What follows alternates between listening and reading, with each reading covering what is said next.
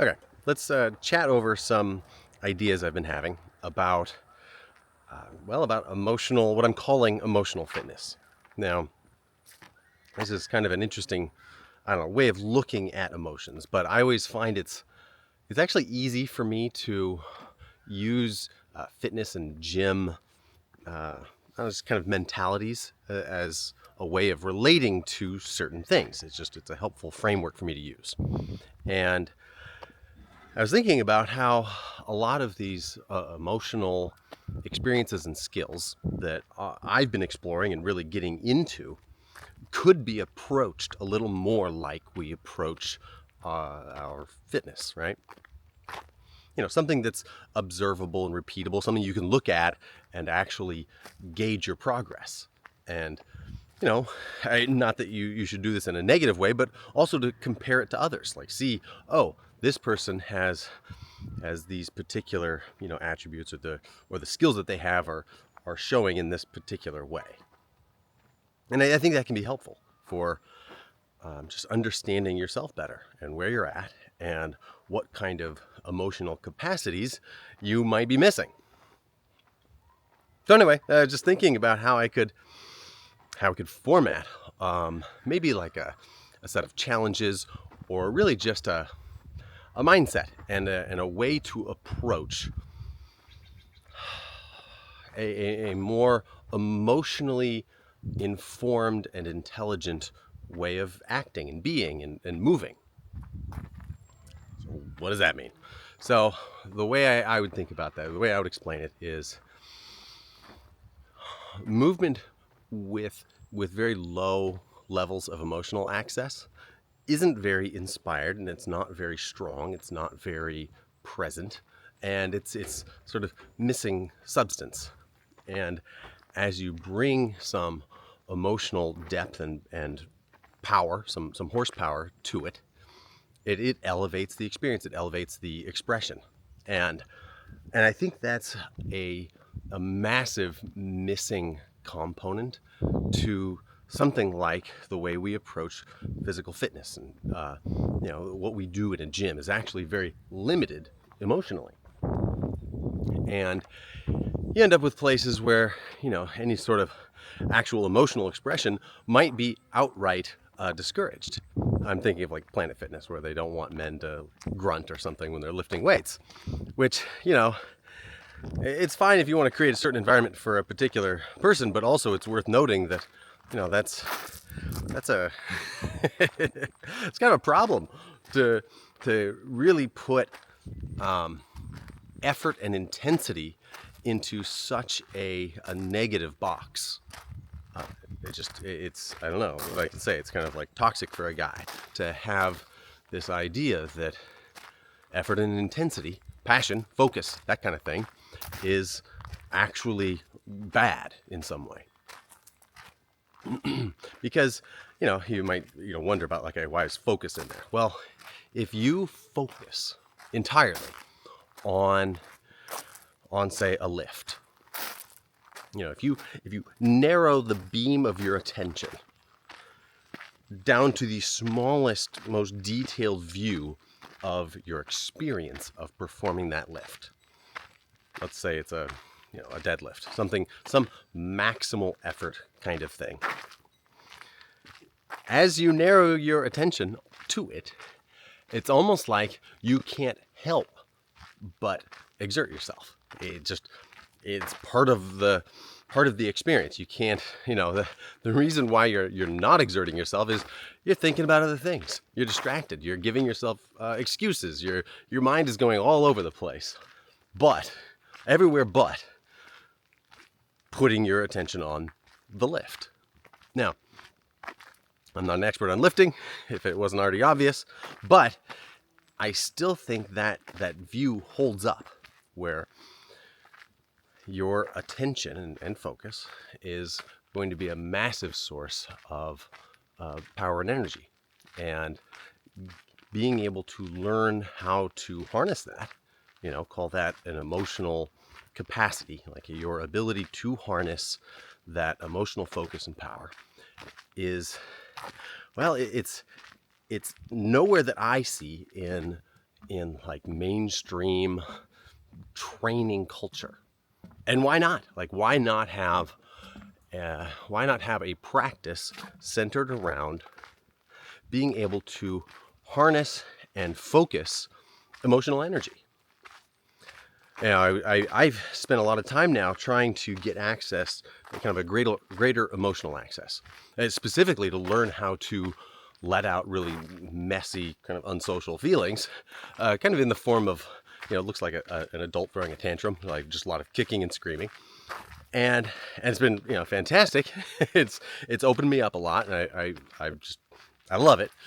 But there are steps ahead of me that I see where, now that I'm getting some of this mess out of me, I'm recognizing that that power, that energy that is in me, can actually be used for something productive besides kicking and screaming. And that is a skill to be able to focus that kind of energy. Yeah, I was thinking about like what I tried just recently here, just like a couple hours ago, was in my living room. I tried giving, you know, like a passionate speech. It's been something I've been interested in because the idea of it terrifies me and intrigues me. And so I thought, so the experiment was, all right, I will imagine the camera is someone I know, in this case, a close friend, and I will try and say something directly to that person via the camera, right?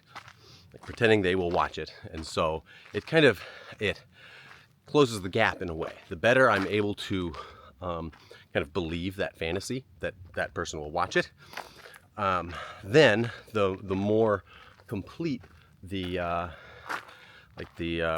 emotional connection will be in me. And I found it was incredibly powerful. I imagined a close guy friend of mine, somebody who I've known most of my life, and imagine speaking very openly and honestly to him about a topic I cared about. And it was such an amazing way to access a deep part of me. And I found out very quickly that I was not, I wasn't very skilled at it, skilled at utilizing that amount of power. And the analogy that popped in my head in that moment was, oh man, this is like getting a race car, but not having the skills to drive it yet. Because I basically crashed and burned and was just kind of, instead of giving a kind of a rousing speech, instead of it being very clear and powerful and all that, I ended up just kind of like exploding and getting a lot of messy emotions out because I wasn't able to, ride that horse, if you will, or surf that wave. But so cool as far as an experiment in, hey, how to gain access to what is effectively a really powerful engine. And so now I'm looking at it like, oh yeah, the ability to actually utilize the power that I know that I have. So it's a cool thing, and I want to look at it in more of like a nuts and bolts kind of way, where see, okay, what are the things that block this kind of expression, this kind of access, and what are the things that enhance it? And thinking about it in comparison to say a gym or fitness culture in general, which, by the way, even though I'm a part of it and I like aspects of it, I also really think it's quite messed up. And for one thing, it perpetuates this myth that you're broken, that you're flawed, and that you're not enough. And it's built on that foundation. And it's telling you, hey, you have to do this thing in order to be good enough. And so there's a lot of guilt and shame packaged in with the whole program. And not only do I think that it's not really a winning strategy, I don't think it's true. And I'd like that to be one of my core views, I guess. Not just for kind of this public exploration of this topic, but for me personally, where I reject the idea that I am not enough and need to do these things to be more. And instead, I would like to have the view. I would like to cultivate the view that I am good, but I've got some other things layered on top that are maybe not in this moment what I want.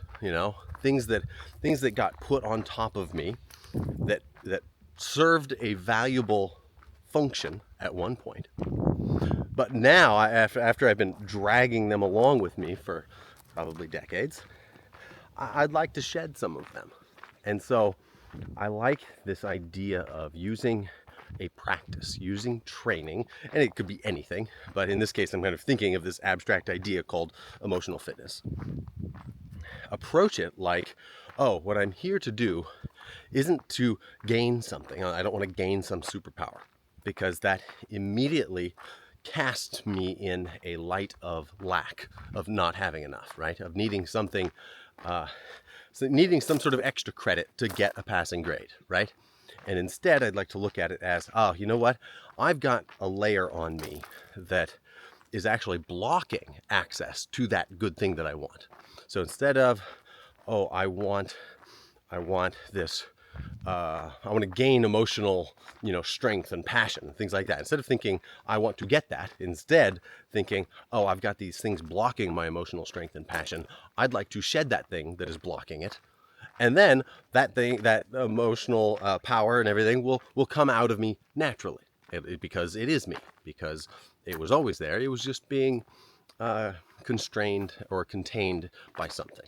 And by working on that something, by having a practice that is about discovering yourself and getting curious and finding out what's going on inside, by doing that, you get to peer inside and let some of that special sauce out. That sounds really bad.